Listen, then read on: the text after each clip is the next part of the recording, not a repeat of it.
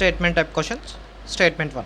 In floral formula, this symbol stands for zygomorphic nature of the flower, and here the G and downside the bar stands for inferior ovary.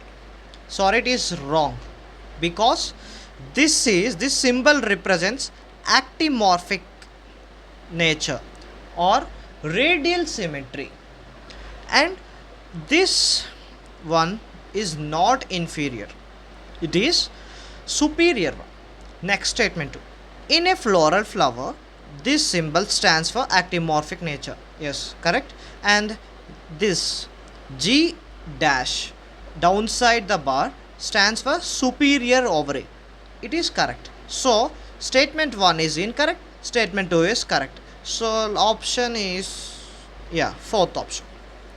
Here, see this circle and the plus. This stands for actimorphic, okay, where the percentage type symbol, this is zygomorphic. Remember this. And actimorphic always represents the radial symmetry, where zygomorphic represents bilateral symmetry. Okay, this is from the chapter known as morphology, chapter 4 from class 11. Here, see, inferior ovary and superior ovary also. If this represents, G represents gynoecium.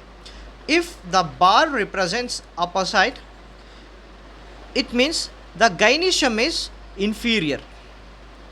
In case the gynoecium G and the bar represents downside, it means the gynoecium is upper, it is superior.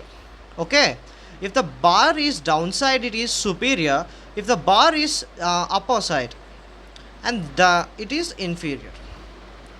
And in the same way, you already learned about zygomorphic, actimorphic.